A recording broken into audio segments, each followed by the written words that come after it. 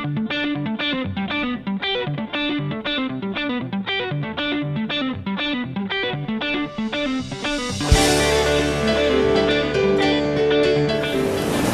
escape engineers inspector summary video, and we're here in Port Washington.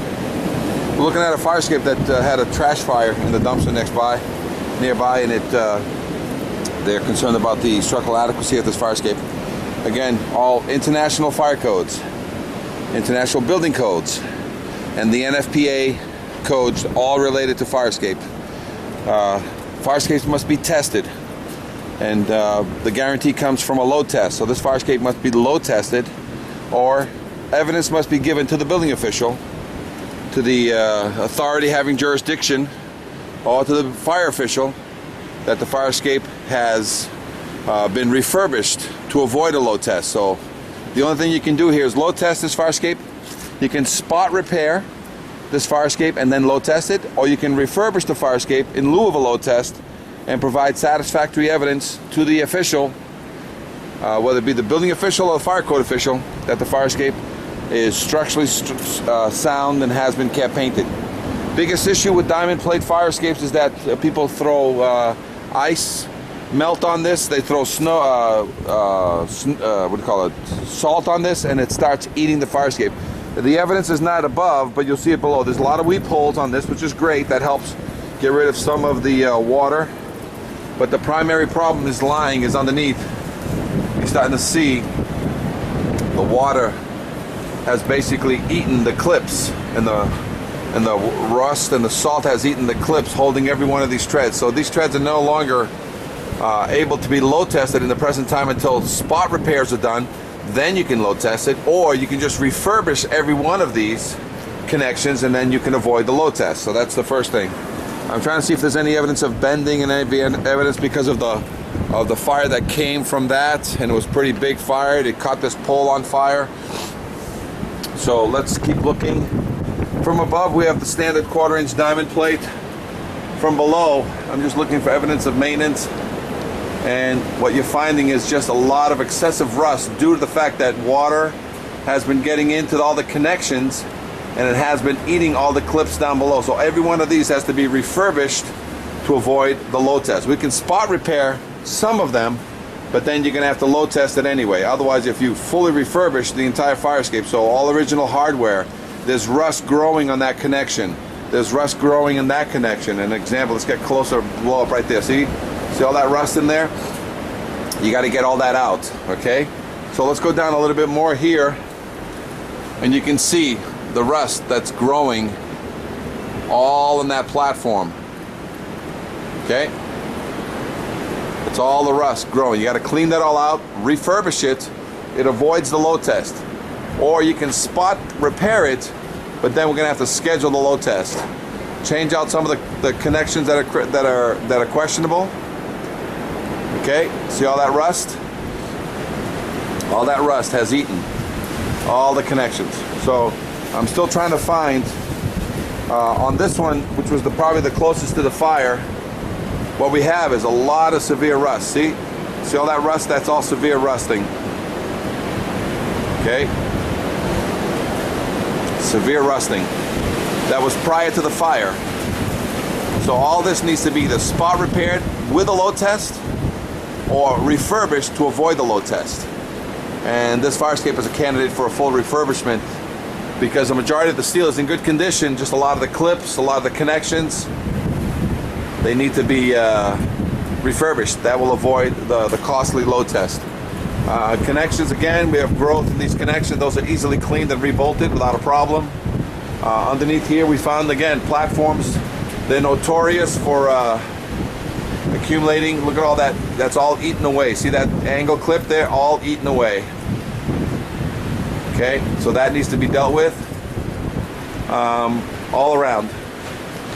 Let's get in there nice and see all that rust. It's all okay. Down here, this is probably the closest to the situation. You got all the rust built up there. This is the right side. Then you have the left side. Look at all that rust accumulation there. They painted over the rust. They didn't bother cleaning it out. So right now this fire escape has all original hardware, which is square heads right there. But at the same time, if you keep going further, you start seeing, look at that one. All the clip was eaten. And instead of repairing it, they just painted over it. So if you want to spot repair this fire escape, you can. But then you're going to have to load test it anyway with engineer oversight. Or you can just refurbish all this rotted connections and avoid the costly load test. I'm looking for evidence that the steel was deflected in any way. I can't see it.